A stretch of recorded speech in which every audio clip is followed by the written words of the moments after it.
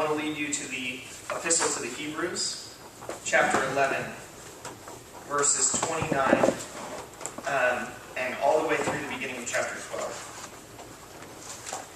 You'll find it in 226 of your pew Bibles.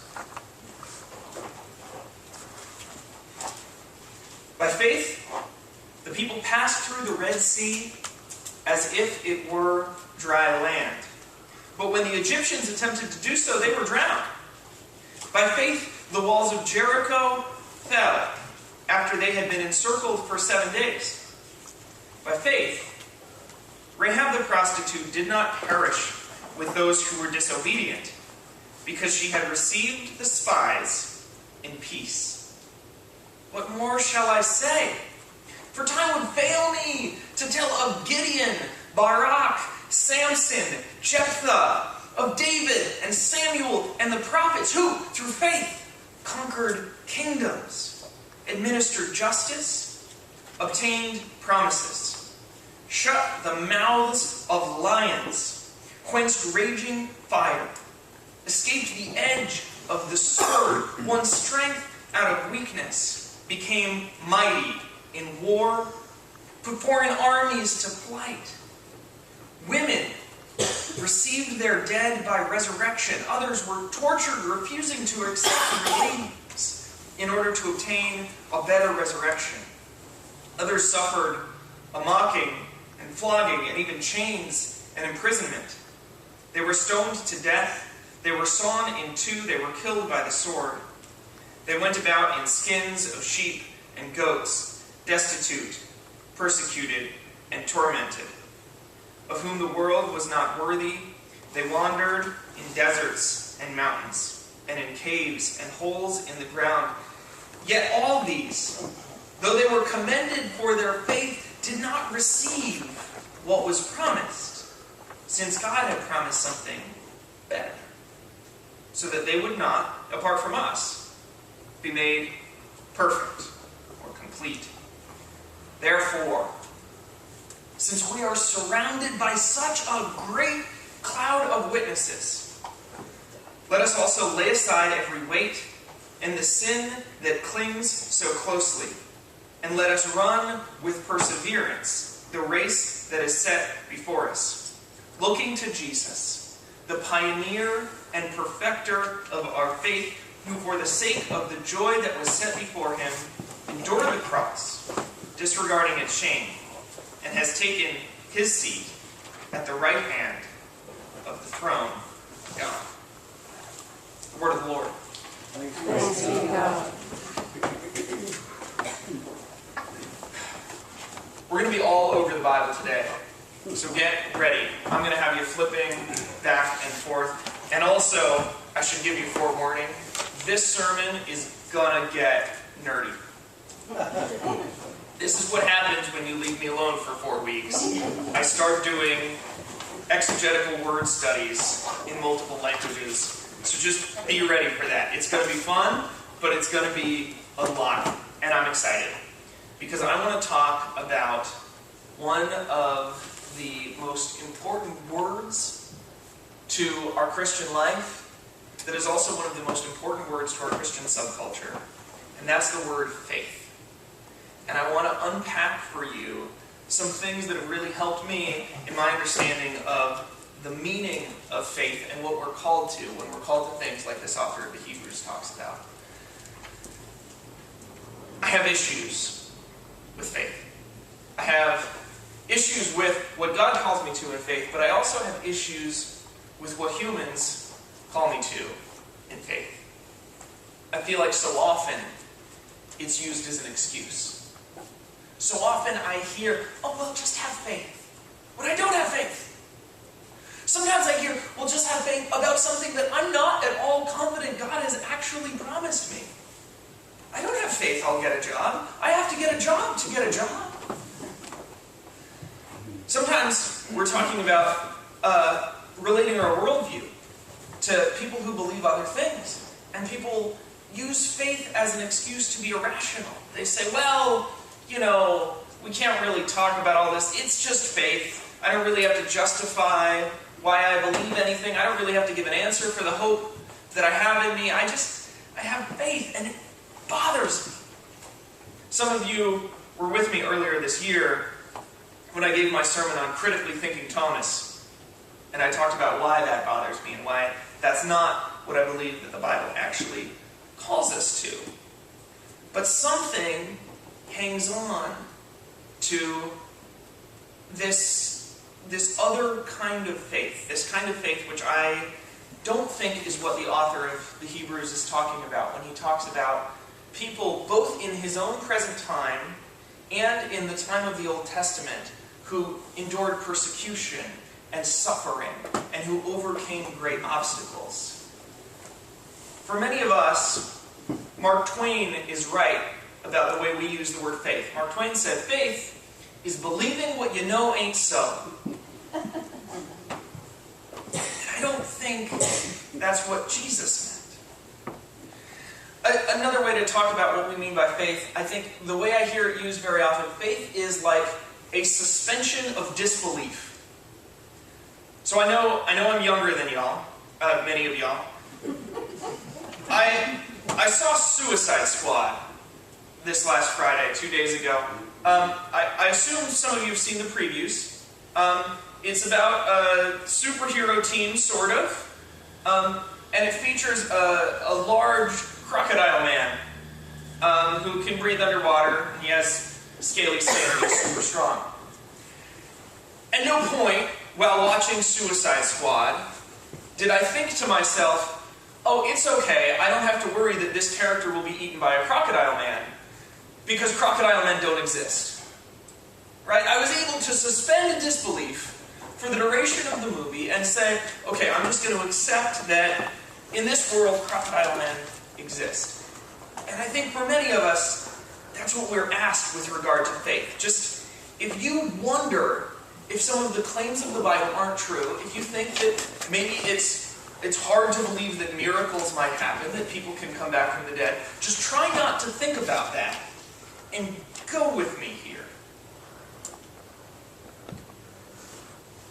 And when I'm called to that by other Christians, I bristle. I have a hard time. I feel like there's more to it than that. And so I have to ask the question, what is faith, really? Beyond the cultural, empty understanding of faith, how do we determine what faith is really supposed to be? And for most of us, this chapter of Hebrews is really where it's at. This chapter of Hebrews is the one that features the closest thing that we have in the Bible to a clear definition of faith in English. I'm going to read it to you. This is Hebrews 11:1, the beginning of the chapter. He goes on a long tirade about faith and then concludes with what we just read. He says, now faith is the assurance of things hoped for and the conviction of things not seen. And you say, oh, yes, of course. Or perhaps you're like me and you learned it in the King James Version. Faith is the evidence of things hoped for. That's very spiritual. But I still have no idea what that means. What does that mean? That's a great couplet. But what is it? Faith is the evidence and an assurance of something I can't see. But how and in what way and how do I do it on purpose? Because if faith is believing without evidence or believing something I don't believe, how do you do that? That seems strange to me. And so, because we're in this awkward position of having to use words to define words, I decided to turn back. And if we really want to get a good sense of the context of the author to the Hebrews, we have to look at Hebrew. And so I looked at the word faith in Hebrew. And the word is emunah. Everybody say emunah. Amen. Thank you for going along with me on this. Emunah. Now, emunah is used in Habakkuk. Habakkuk, if you're not already familiar, is a prophet who questions God. He doubts God. God reveals to him God's plan to send an invading army to destroy Israel, the Assyrians, And Habakkuk's like, just one question, God. Aren't the Assyrians awful? And God says, yeah, no, they're the worst. And he says, then are you sure that's what you want to do, God? And God says, I'm totally sure. I got this covered. And Habakkuk says, Besadik be'amunato. But the righteous shall live by their faith. Particularly the righteous thing, the one who is righteous, shall live by, usually it's rendered, his faith. And that's where we get the real Old Testament theology of faith most clearly, is in that line of Habakkuk. Live by your faith. But in other places, where Amunah is used, it doesn't refer to a belief at all. It refers to stability, structural integrity. It's often better rendered faithfulness or steadfastness. It's used a lot in covenants. When you make a covenant with someone else in the Old Testament, or when God makes a covenant, it's very important that the covenant be emunah, that it be sure, that it be done with both feet firmly planted on solid ground. You can't waver. You have to have stability, structure. It's exactly the opposite, you'll notice, of belief without evidence. This is total confidence, founded on solid evidence. One of the best pictures of this comes in Exodus chapter 17. In Exodus 17, we've got all the greatest heroes of the Bible assembled together, because the Hebrew people are at war with a king called Amalek, basically Mr. King. So they're at war with Mr. King, and Joshua is leading the armies. Joshua, the warrior hero, right? Meanwhile, Moses is up on the mountain with his staff, and he's praying to God. And it says that whenever Moses raises his arms, the people in the valley prevail against Amalek. And whenever his hands falter, the people in the valley start to lose the battle. So Moses' priests get up behind him, and they start to hold up his arms. Aaron and Hur, this is verse 12, Aaron and Hur held his hands up, one on one side and one on the other, so that his hands remained, what? Until sunset. Right. Emunah, steady, faithful. But that's only half the story. It gives us a different picture when we talk about Hebrews 11, right? We talk about these heroes of the faith. How did Moses have faith? Well, he had stability. He had people holding him up. He had knowledge of God. He'd seen God face to face. This is a different image of faith than the Christian subculture gives us. But it's not all of us. It's not all of it. Because there's still Greek. Who's ready for more? Who's ready for more? This is exciting, right? All right. The Greek word for faith is pistis. Everybody say pistis. Pistis. See, Jesus shows up on the scene, and the world has changed. The world is speaking a different language. They're speaking a more precise and scientific language called Greek. And he starts talking about faith a whole lot more than the Old Testament. I mean, it's one of his favorite subjects. And he's expecting people to have faith a whole lot more. In the Old Testament, God had a lot of faith. But now people need to have faith. Because in the New Testament, it's less about being faithful to the covenant promises of Yahweh. And it starts to be more about having faith in the gospel, the good news. Not only do we know that God created and that God is powerful, but now there's this new message that we need to rally around. That Jesus is Lord and the kingdom of heaven is at hand.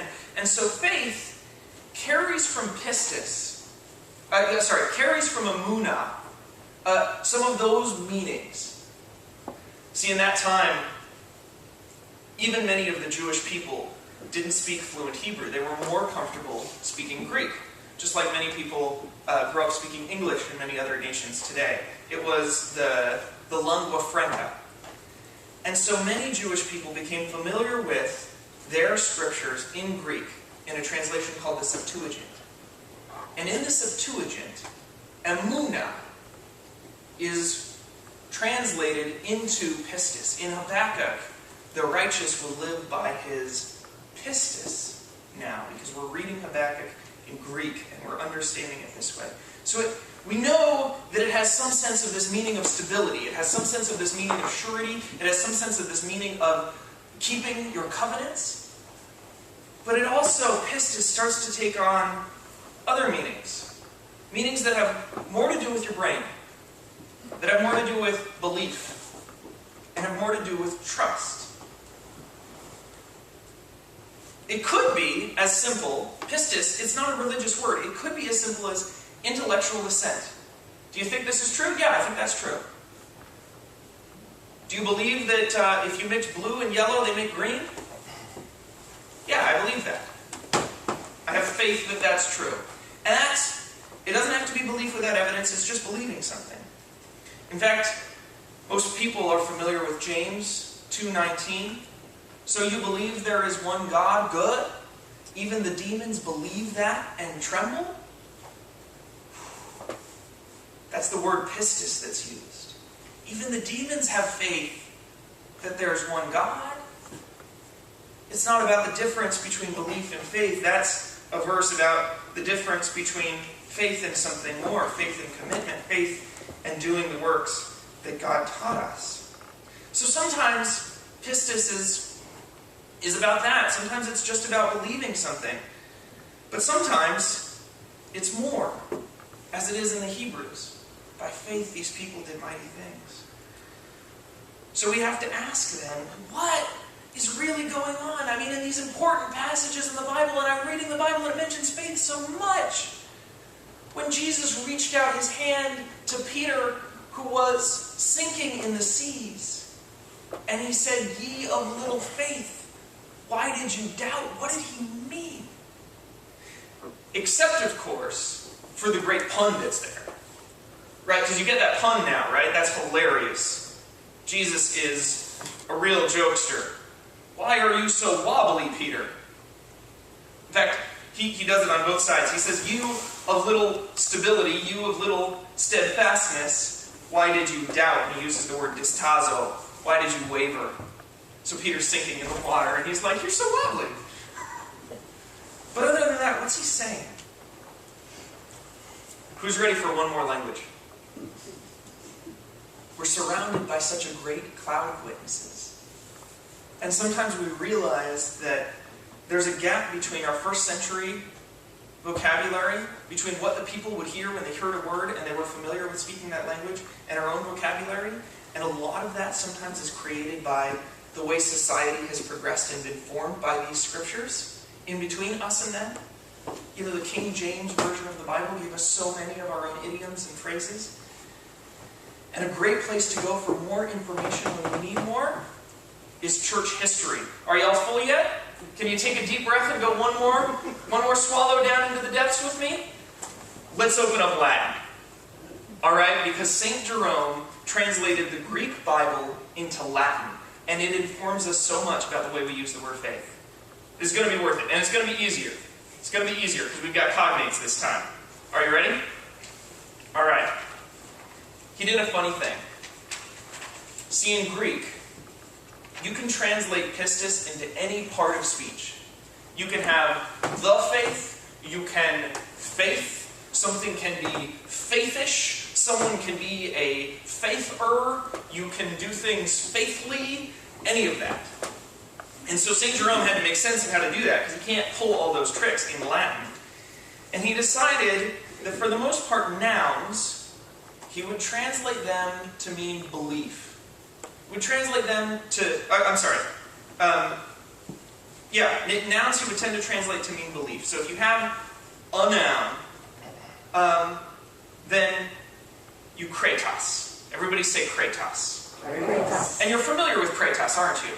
Because after I finish this sermon, we're going to read the Apostles' Creed. And we're going to explain what we believe. Credo, this I believe. So you already know what that's about. That's about intellectual assent. That's about think is true. That's about believe. And it's not irrational. You have things that you hold to strongly. I believe that the sun will come up tomorrow. I believe that the earth orbits around the sun. I believe that falling things accelerate at 9.8 meters per second. Credo! So that continues in our Bibles this way. And you tend to see belief rendered for that noun, the noun of pistis. Meanwhile, the verbs he tended to translate dependability, fides. And you're familiar with fides too. It sounds a lot like faith. It also is the root of a lot of our words like fidelity. Some of you keep your investments in Fidelity Mutual. That's a trustworthy investment company, right? Or at least they want you to believe they are. Fides is about keeping your promises. It harkens back to that emunah. It sticks to the, okay, I'm reliable, I'm dependable, I'm solid. And so, English Bibles translate that, faith. And so we have the same word rendered two ways in Greek. One that tends to make us think about intellect, and one that tends to make us think about not intellect. See, because faith changed. It no longer became about commitment. It no longer became about solidity. And it started to become about a different word. See, there's a third word in Latin. And Jerome didn't put it in his Bible. But some other theologians started talking about it. And that word's religio. Religion. Religio was a new word that was invented in Latin for a special kind of belief reserved only for religious ideas. The kind of scruple that a holy monk would have. Oh, and church leaders liked religio, because it meant they didn't have to know the answers. They didn't have to give you reasons. They could just say, religio! And suddenly, our English word faith started to take on two meanings. One meaning of think is true, one meaning from kritos, and one meaning from religio. And we lost that fides. A Greek word that used to mean two things became an English word that means one of the same things and one different thing. Now, I want to be clear. In the Christian subculture, it's not wrong to talk about religio faith. Don't correct people. If they're talking about matters of faith, you know what they're talking about. They're talking about religion. And that's allowed because we speak English. We don't speak ancient Greek. But when you read the Bible, I hope that you'll leave today with a new appreciation. You can still offer the same honest confession that says, you know, I really don't know, I just have faith. But know that you're offering something that's been given to us by the cloud of witnesses, that's been given us by the community that came after the Scriptures. And maybe, just maybe, when you read Jesus, you'll have a different understanding about what it means to be committed, to be sure, not to try not to believe, but to believe what you believe and to act like it. At least,